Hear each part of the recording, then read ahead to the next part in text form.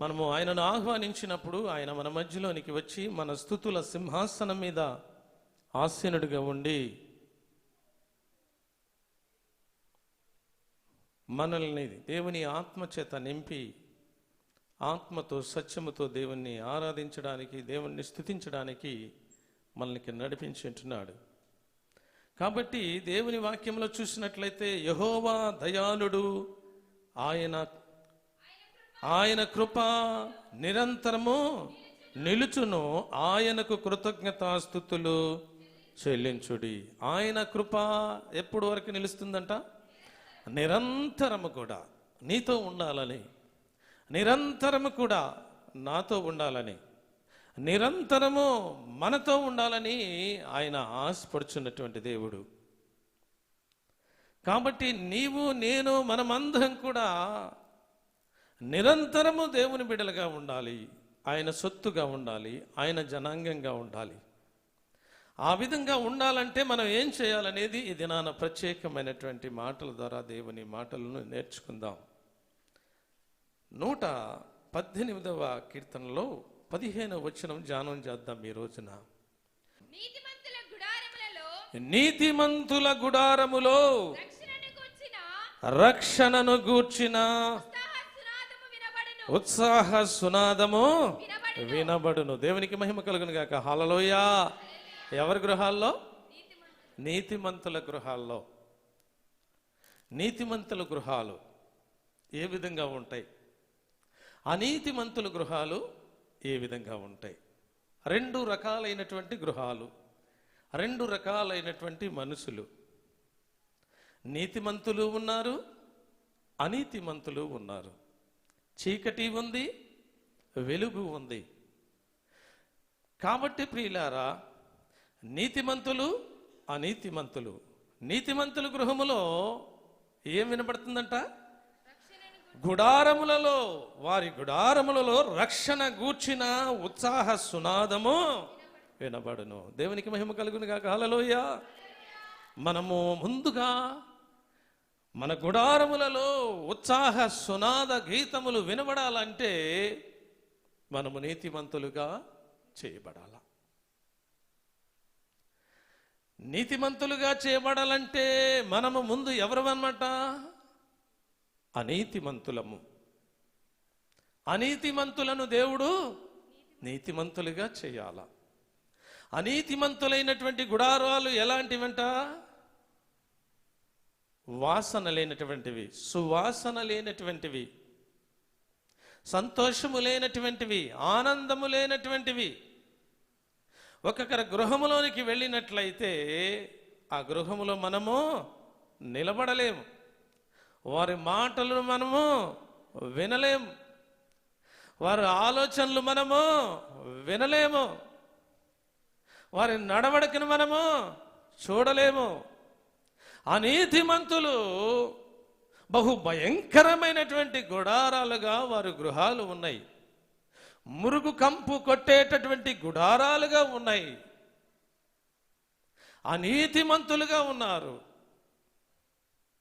కాబట్టి ప్రియులారా, అనీతిమంతులైనటువంటి వారిని దేవుడు నీతిమంతులుగా చేయడానికే 2014 సంవత్సరాలకు పూర్వమే ఆయన దివి నుండి భూమికి దిగి వచ్చినటువంటి దేవాది దేవుడు.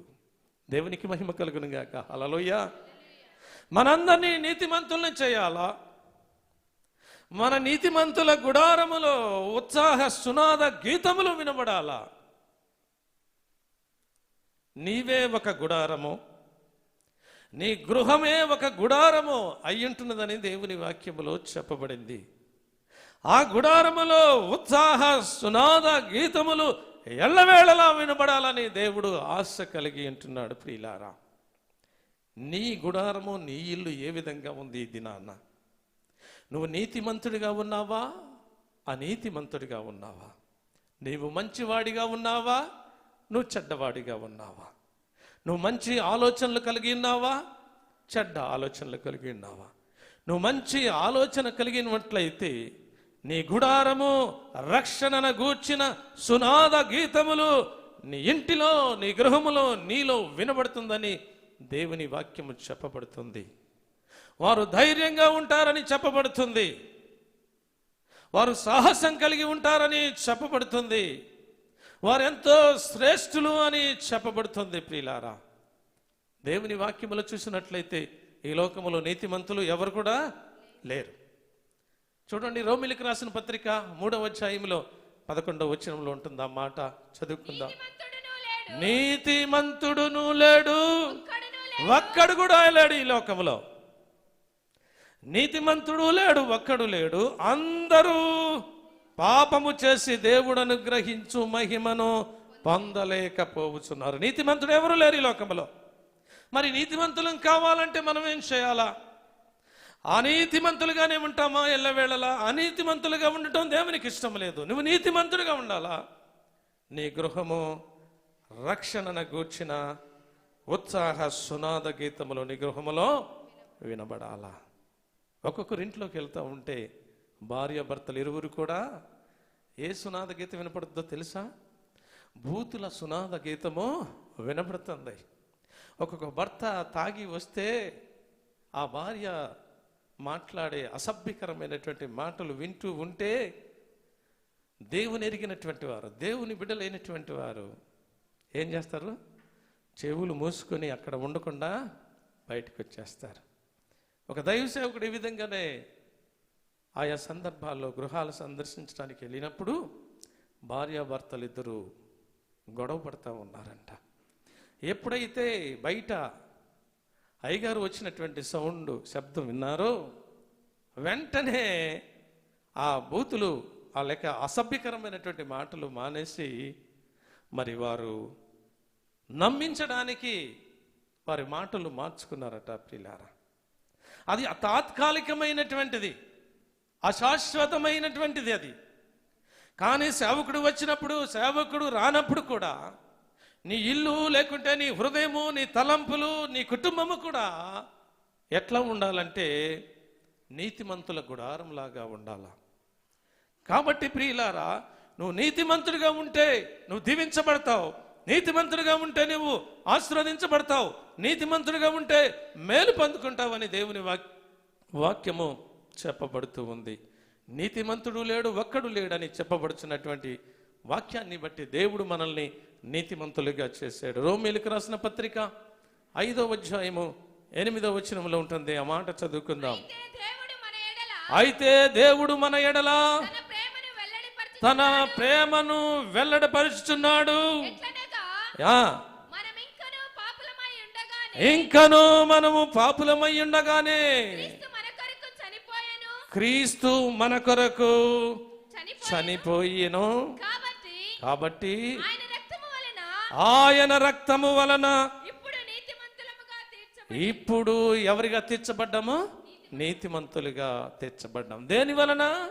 ఆయన రక్తము వలన. ఎప్పుడు కార్చాడు రక్తము? 2014 సంవత్సరాలకు పూర్వమే ఆ కల్వరిగిరిలో ఆయన యవ్వన ప్రాయములో ఆ యవ్వన రక్తాన్ని ఈ లోకములో ఉన్న అనీతిమంతుల కొరకు ఆయన యవ్వన రక్తాన్ని కార్చి ఉంటున్నాడు. ఆ యవ్వన రక్తము ద్వారా మనల్ని కడిగి, మనల్ని శుద్ధీకరించి, మనల్ని పరిశుద్ధపరిచి, మనల్ని పవిత్రపరిచి, మనల్ని నీతిమంతులుగా చేశాడు. ఆ నీతిమంతులుగా చేసినటువంటి మనము ఆయన గుడారమై ఉన్నాం. మన గృహము ఆయన నివాసంగా ఉన్నది. ఆ గుడారములో, ఆ నివాసములో, నీతిమంతుల గుడారములో ఏమి వినబడాలంట? రక్షణను గూర్చిన ఉత్సాహ సునాద గీతములు వినబడవలెను. దేవునికి మహిమ కలుగును గాక. హల్లెలూయా, హల్లెలూయా. ఆ నీతిమంతుల గుడారం ఉందంటారా? అనీతిమంతుల గుడారం ఉందా లేదా? ఉంది, తప్పుకోకుండా. ఎవరైతే రక్షణ లేకుండా, ఎవరైతే రక్షణ పొందకుండా, ఎవరైతే మారు మనసు పొందకుండా, ఎవరైతే పాపక్షమాపణ పొందకుండా ఇక్కడ కూర్చున్నారో, లేకుంటే బయట ఉన్నారో, లేకుంటే ఎక్కడ ఉన్నారో, వారందరూ కూడా అనీతిమంతులే, రక్షణ లేనటువంటి వారే. చూడండి, దేవుని వాక్యములో 84వ కీర్తన 10వ వచనములో ఉంటుంది ఆ మాట. చదువుకుందాం. చూడండి. నీ ఆవరణములో 84:10 కదా. నీ ఆవరణములో ఒక దినము గడుపుట 1000 దినముల కంటే శ్రేష్టము. ఏ గుడారం ఇది? భక్తిహీనుల గుడారము. భక్తిహీనుల గుడారంగా ఉంది. భక్తి కలిగిన గుడారం కూడా, భక్తి కలిగినటువంటి గుడారములో ఏమి వినబడాలి? రక్షణను గూర్చిన సునాద గీతములు వినబడాల. ఇక్కడ భక్తిహీనుల గుడారం ఉంది. అక్కడ నివసించుట కంటే నా దేవుని మందిర ఆవరణములో ఉండుట నాకిష్టమని దావీదు మహారాజు అంటున్నాడు. దేవునికి మహిమ కలుగును గాక. హల్లెలూయా, హల్లెలూయా. కాబట్టి దేవుడు మనల్ని నీతిమంతులుగా చేశాడు. నీతిమంతులుగా చేసినటువంటి నీ గుడారము, నీ ఇల్లు, లేకుంటే నీ హృదయము, నీ ఆలోచన రక్షణను గూర్చిన సునాద గీతములు వినబడి, ఉత్సాహ గీతములు వినబడి దేవుణ్ణి స్తుతించాలి, దేవుణ్ణి ఘనపరచాలి, దేవుణ్ణి మహింపరచాలి, దేవుణ్ణి హెచ్చించాలి, దేవుణ్ణి ఆరాధించాలని ఆయన కోరుకుంటున్నటువంటి దేవాది దేవుడు. నీతిమంతుని గుడారము ఏ విధంగా ఉంటుందంటే, సామెతల గ్రంథములో చూద్దాం. చూడండి, 15వ అధ్యాయము 6వ వచనములో చదువుకుందాం. నీతిమంతుని ఇల్లు గొప్ప ధననిధి అట. దేవునికి మహిమ కలుగును గాక. హల్లెలూయా. నీ గృహము, నీ ఇల్లు నీతితో నింపబడినట్లయితే, నువ్వు నీతిమంతుడిగా ఉన్నట్లయితే, నీ కుటుంబము నీతిని ధరించుకొని ఉన్నట్లయితే, నీతిమంతుని ఇల్లు ఏంటంట? గొప్ప ధననిధి. దేవునికి మహిమ కలుగును గాక. హల్లెలూయా. ఆదిలాబాద్ ప్రాంతములో మేము ఉన్నప్పుడు ఒక హెబ్రోను సహవాసములో ఒక పాస్టర్ సేవకుడు వచ్చాడు మా ఇంటికి. మా ఇంటికి వచ్చిన తర్వాత మాతో మాట్లాడిన తర్వాత యవ్వనస్తుడే తన ఆర్ట్ వేస్తాడు. తన ఇంటికి వెళ్ళిపోయిన తర్వాత తన ఆర్ట్ సిద్ధం చేశాడు. ఏం చేశాడంటే, చక్కని ఒక గృహాన్ని వేశాడు. ఆ గృహం మీద నీతిమంతుని ఇల్లు గొప్ప ధననిధి అని రాశాడు. ప్యాక్ చేశాడు. దాన్ని ప్యాక్ చేసి మా ఇంటికి వచ్చాడు ఇంకొక రోజున దర్శించడానికి. వచ్చి తను అన్నాడు, అంకుల్, ఈ గిఫ్ట్ మీకు ఇస్తున్నాము అని. ఇస్తున్నా, నేను నా సొంతగా ఆర్ట్ వేసి దీన్ని రాశాను అంటున్నాడు. దాన్ని నేను చూడలేదు. తీసిన తర్వాత చూస్తే ఏముందంటే, ఇదే మాట దాని మీద రాసింది, నీతిమంతుని ఇల్లు గొప్ప ధననిధి. నువ్వు ఉన్నవాడవైనా, నువ్వు లేనివాడవైనా, నీకు ఆస్తి లేకపోయినా, అంతస్తు లేకపోయినా, హోదా లేకపోయినా కానీ, నువ్వు దేవుని కుమారుడుగా చేయబడితే, దేవుని కుమార్తెగా చేయబడితే, నీవు, నీ కుటుంబము, నీ బిడ్డలు దేవుని కుటుంబముగా ఉన్నట్లయితే అదే నీకు గొప్ప ధననిధి. ఆ వాక్యము అక్కడి నుండి హైదరాబాద్ వరకు వచ్చింది. వచ్చిన తర్వాత అది చిన్నగా ఉంటే బాగోటలేదని నేను ఇంకొక గృహాన్ని చేసి సిద్ధపరిచి అదే వాక్యమును పెట్టి నా ఇంట్లో ఉంటుంది ఇప్పటి వరకు కూడా. దేవునికి మహిమ కలుగును గాక. హల్లెలూయా.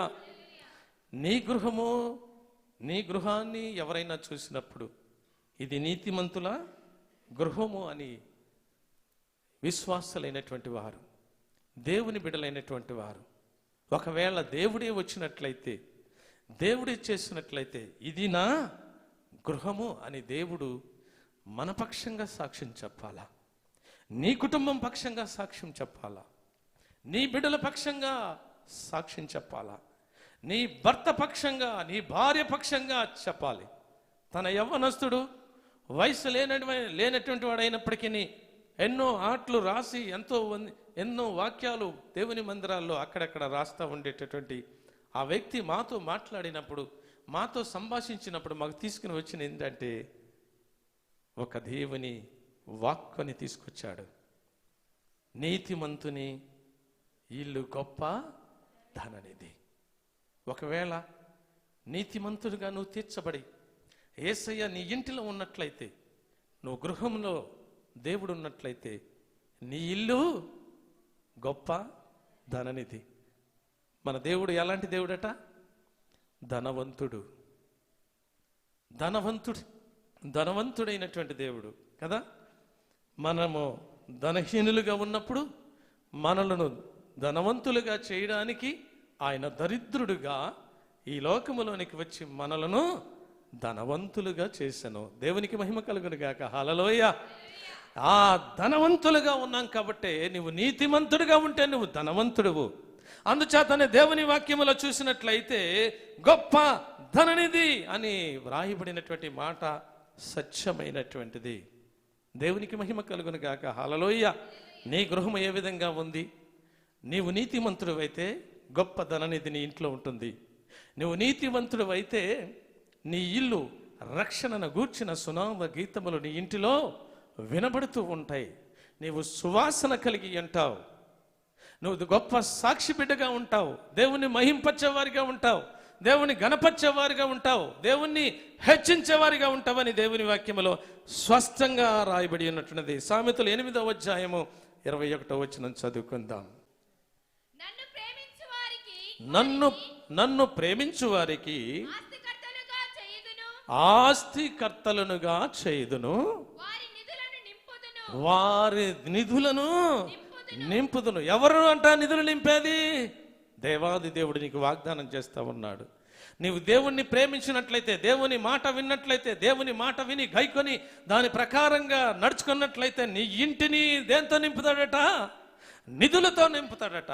ఏ నిధులు? ఆయన అంధకార నిధులను తీసుకుని వచ్చి నీ గృహాన్ని నింపి నిన్ను గొప్ప ధనవంతుడిగా చేస్తాడు. దేవుని ఆశీర్వాదం నీ మీదికి వస్తుంది. దేవుని కృప ఎల్లవేళలా నీతో ఉంటుంది.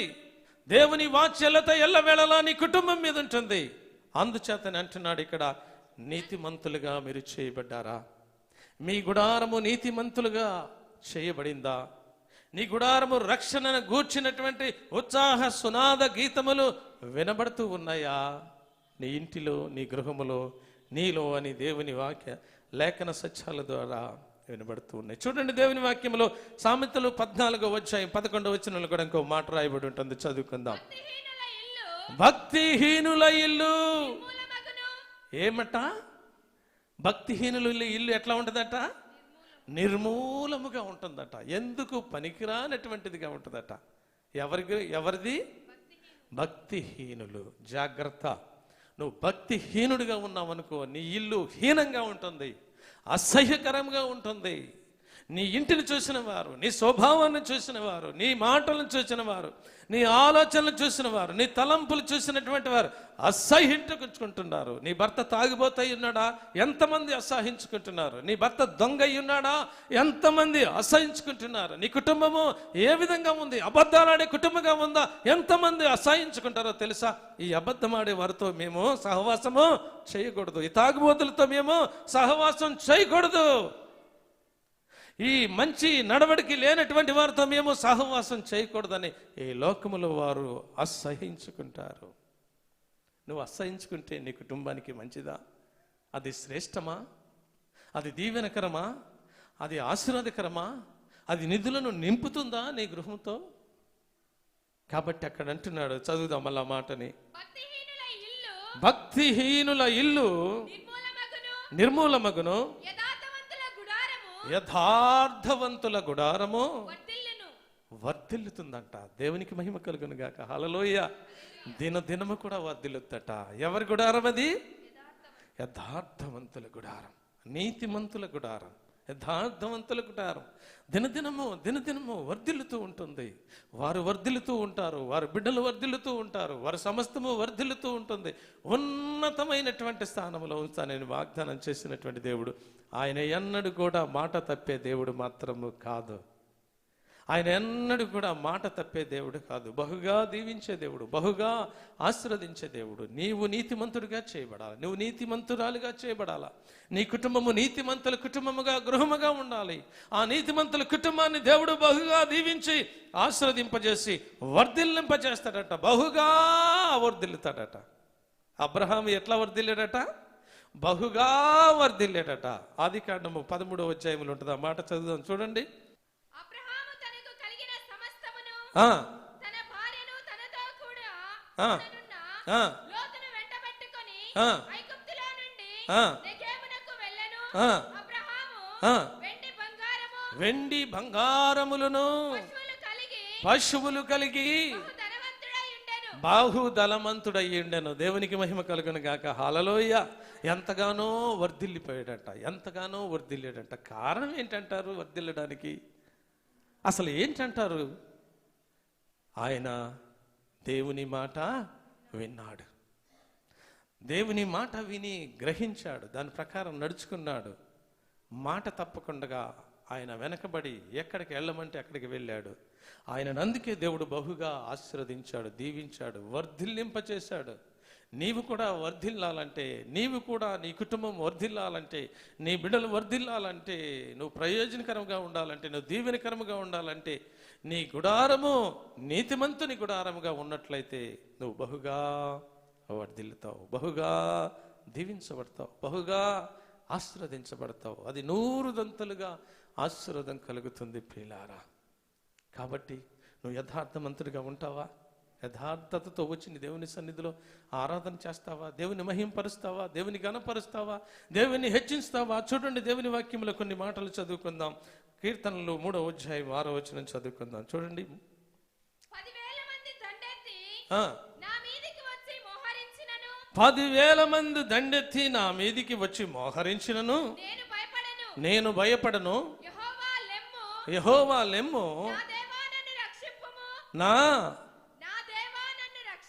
నా దేవా నన్ను రక్షించుము. యథార్థవంతుడు ఏం చేస్తాడట? భయపడడట. యథార్థవంతుడు ఎట్లా ఉంటాడట? ఎట్లా ఉండాలి? చదవండి. సామెతలు 28వ అధ్యాయము 1వ వచనం.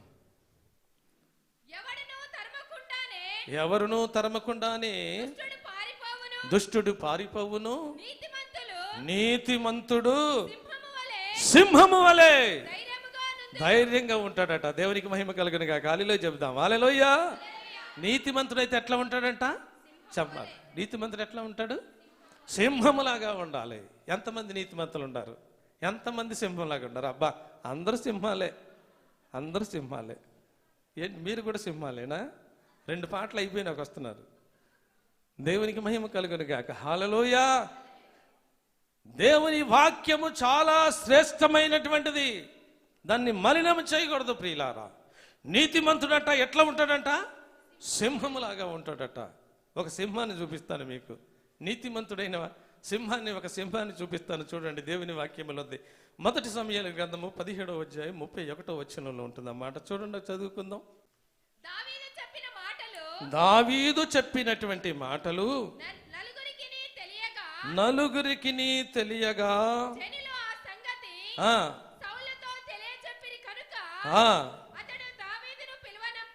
అతడు దావీదును ఏం చేశాడంట? ఏంటంట? ఏ సంగతి తెలిగింది? దావీదు చెప్పినటువంటి మాటలు నలుగురు చెవిని జనులు ఆ సంగతి సౌలుతో చెప్పిరి. దావీదు అంటే ఏం చేశాడు మరి? ఇంతకీ అసలు ఏం జరుగుతుంది అనేది మనం చూసినట్లయితే ప్రియులారా, అక్కడ ఇజ్రాయేలీలకిని ఫిలిస్తీన్లకిని యుద్ధం జరగబోతూ ఉంది. ఆ యుద్ధములో ఫిలిస్తీన్ల తరపున గొలియాతు ఉన్నాడు. ఆ గొలియాతుని ఓడించడానికి ఎవరికి సాధ్యం కావట్లేదు. ఆ ఇజ్రాయేలీలందరూ కూడా పారిపోతూ ఉన్నారు, భయపడిపోతూ ఉన్నారు. భయపడిపోతూ ఆయన చూస్తేనే, ఆ గొలియాతుని చూస్తే ఎవరిని చూసినట్టుందంట ఇజ్రాయేలీలకి? చెప్పండి, ఎవరిని చూసినట్టుంది? సింహాన్ని చూసినట్టుందంట. సింహాన్ని చూసి పారిపోతున్నారు. కానీ నీతిమంతుడు అయితే ఎట్లా ఉంటాడు? సింహాన్ని చూసి చెప్పాలా? మీరు చెప్పాలా? నీతిమంతుడు ఎట్లా ఉంటాడు? ధైర్యంగా ఉంటాడు. దేవునికి మహిమ కలుగును గాక. హల్లెలూయా. ఈ మధ్యకాలంలో ఎవరో ఈ మధ్యకాలంలో అయిపోతే ఏదో కనబడుతుందంట, గడగడా వరిగిపోతున్నారు, స్త్రీలు వరిగిపోతున్నారు, ఎవరు వరిగిపోతున్నారు. ఇంట్లో భయం భయం. 9 గంటలకే ప్రార్థనకి వెళ్ళాలంటే భయం, ప్రార్థన మందిరానికి రావాలంటే భయం. నువ్వు నీతిమంతుడు అయితే నువ్వు భయపడవు.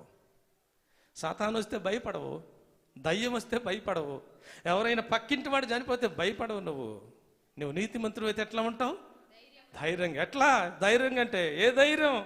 సింహంలాగా. మీ ఇంటి చుట్టూ భయపడిపోయి 6 గంటలకే తలుపులు మూసేసుకుని ఎవరన్నా డోర్ కొడితే భయపోయి గడగడగడగడ వణికిపోయితే నువ్వు నీతిమంతుడవు కావు.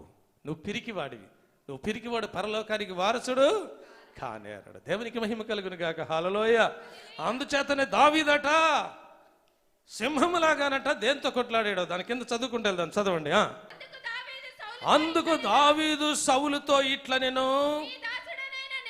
నీ దాసుడనైన నేను నా తండ్రి యొక్క గొర్రెలను కాయుచుండగా సింహమును ఎలుగుబంటును వచ్చి మందలో నుండి ఒక గొర్రె పిల్లను ఎత్తుకొని పోయెను.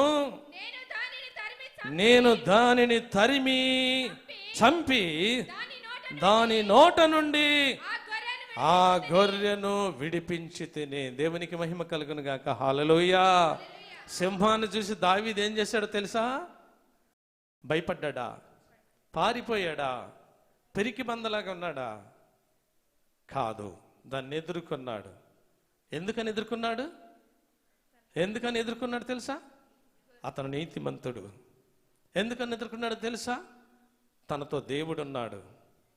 దేవుడుంటే ఆ కుటుంబము నీతిమంతుల కుటుంబం. దేవుడుంటే ఆ వ్యక్తి నీతిమంతుడిగా ఉంటాడు. అతను భయపడడు, అధైర్యపడడు. ఆయన దీవించబడతాడు, ఆయన ఆశీర్వదించబడతాడు, ఆయన ప్రయోజకుడు అవుతాడు. సింహాలను నోర్లను చీల్చి చెండాడతాడు. దేవునికి మహిమ కలుగును గాక. హల్లెలూయ. ఈ వార్త ఎక్కడికి వెళ్ళిందంటే సౌలు దగ్గరికి వెళ్ళింది. దావీదు పొట్టివాడు, గట్టివాడు, సుందరుడు, ధైర్యవంతుడు, నీతిమంతుడు, సింహములాగా ఉంటాడు, ఎదురాడతాడని ఈ సంగతి సౌలుకు తెలిసినప్పుడు సౌలు పిలిపించాడు. సౌలుతో మాట్లాడుతున్నాడు దావీదు. ఏమనంటే, అయ్యా, నా తండ్రి గొర్రెలు కాస్తూ ఉంటుండగా ఒక సింహం వచ్చి దేన్ని పట్టుకుపోయింది? గొర్రె పిల్లను పట్టుకుపోయింది. ఎలుగుబంటి వచ్చి గొర్రెని పట్టుకుపోతుంది. నేను దాని దగ్గరికి వెళ్ళాను, దాన్ని పోరాడాను అంటున్నాడు. అక్కడ చెప్తూ ఉన్నాడు తను. నేను దాన్ని తరిమి చంపి దాని నోట నుండి ఆ గొర్రెను విడిపించి తిని అది నా మీదికి రాగా దాని గడ్డము పట్టుకొని దాన్ని కొట్టి చంపి తిని. దేవునికి మహిమ కలుగును గాక. హల్లెలూయ. మీరు ఈ మధ్యకాలంలో ఎక్కడికి వెళ్ళారు చెప్పండి? ఎక్కడికి వెళ్ళారు కదా? చూసారా సింహాలని చూసారా? మీరు ఎక్కడికి వెళ్ళారు?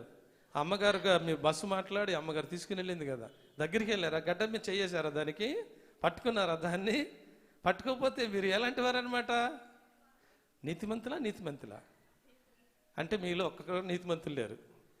దాని చుట్టూరుగా దూరం నుండి చూసి పారిపోయి కదా ఎట్లా ఉందని. కానీ నీతిమంతులు కారు.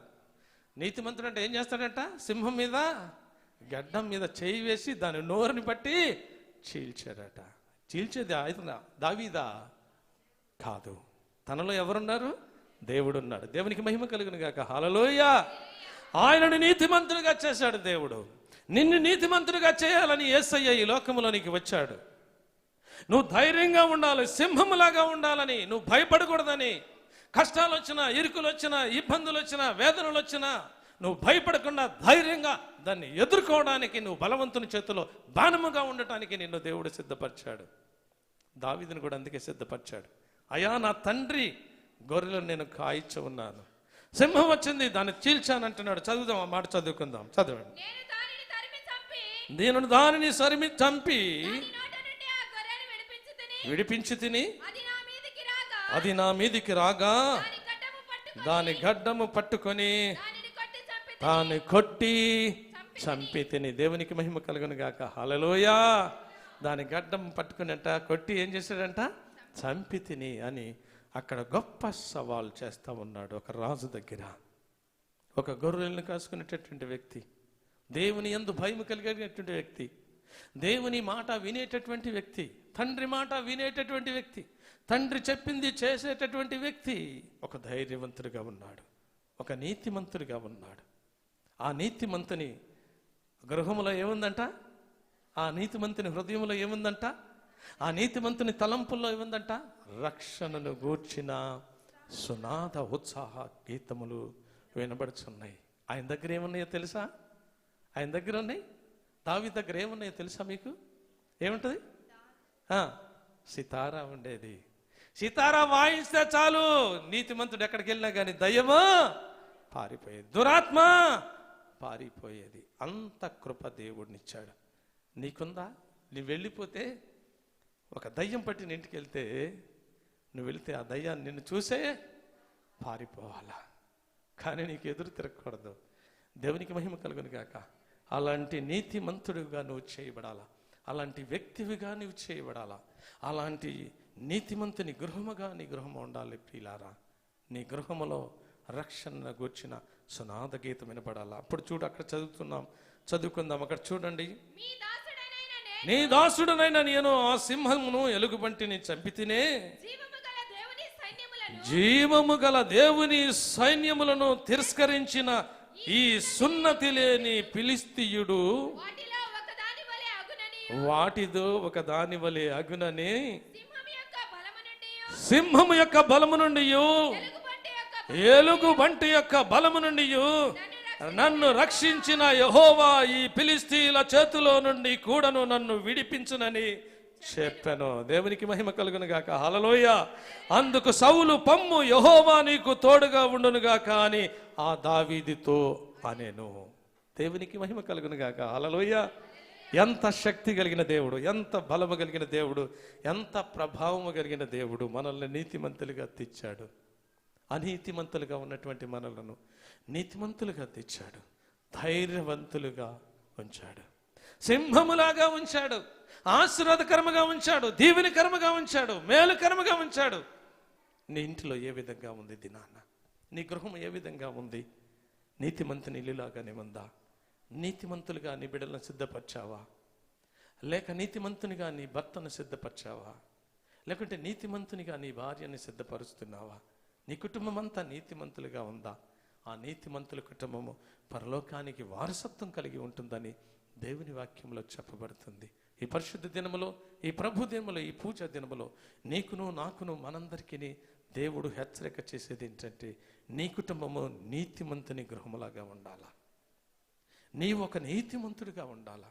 నిన్ను చూసినప్పుడు నీలో క్రీస్తుని చూడాలా, ఆయన మహిమను చూడాలా, ఆయన ప్రభావమును చూడాలా, ఆయన శక్తిని చూడాలా, ఆయన విశ్వాసము ఎలాంటిదో నీ విశ్వాసము ఆ వారు చూడాలా. అలాంటి నీతిమంతుడిగా నీవు ఉన్నట్లయితే దేవుడు నిన్ను, నీ కుటుంబాన్ని దీవించి ఆశీర్వదించే దేవుడు. అలాంటి ఆశీర్వాదములు, అలాంటి దీవెనలు మనమందరం పొందుకోవాలని, మన కుటుంబాలన్నీ కూడా నీతిమంతుల వలె ఉండాలని దేవుడు కోరుకుంటున్నాడు. అందుచేతనే ఆ వాక్యాన్ని చదువుకుందాం, ఆరాధన చేద్దాం. 118:15 వచనం చదువు. నీతిమంతుల గుడారములలో రక్షణను గూర్చిన ఉత్సాహ సునాదము వినబడును. యెహోవా దక్షిణ హస్తము సహస్ర కార్యములు చేయును. యెహోవా దక్షిణ హస్తము మహోన్నతమాయను. యెహోవా దక్షిణ హస్తము సహస్ర కార్యములు చేయును. దేవునికి మహిమ కలుగును గాక. హల్లెలూయ. యెహోవా దక్షిణ హస్తమంట ఏం చేస్తుందట? సహస్ర కార్యాలు చేస్తుందంట. యెహోవా దక్షిణ హస్తము మహోన్నతమైన కార్యాలు. యెహోవా దక్షిణ హస్తము సహస్ర కార్యాలు. నీ పట్ల, నీ కుటుంబం పట్ల అద్భుత కార్యాలు, ఆశ్చర్య కార్యాలు, గొప్ప కార్యాలు చేసి నిన్ను, నీ కుటుంబాన్ని, నీ బిడ్డల్ని నీతిమంతుల కుటుంబంగా, నీతిమంతుల గుడారంగా చేసి దానిలో రక్షణను గూర్చిన సునాద గీతములు, ఉత్సాహ గీతములు వినబడాలని ఆయన ఆశపడుతున్నటువంటి దేవాది దేవుణ్ణి, దేవుని ఆత్మచేత నింపబడిన వారమై ఆత్మతో సత్యముతో ఆరాధించి ఆయన్ని స్తుతించి ఆయన గణపరిచి ఆయన మహింపరిచినట్లయితే దేవుడు నిన్ను, నీ కుటుంబాన్ని, మనల్ని దీవించే దేవుడు. అలాంటి దీవెనలు, ఆశీర్వాదాలు దేవుడు మనకు అనుగ్రహింపచేసి దీవించి ఆశీర్వదించును గాక. ఆమేన్. దేవుడు కొద్ది మాటలు దీవించును గాక.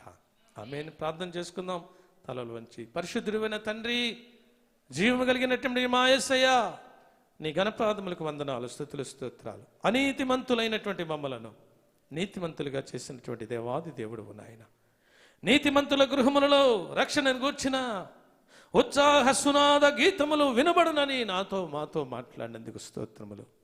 ఆ నీతిమంతుల గుడారములు, నీతిమంతుల గుడారములు ఏ విధంగా ఉంటాయో ఈ దినంగా ప్రత్యేకంగా నాతో మాతో మాట్లాడినందుకు స్తోత్రములు ప్రభువా.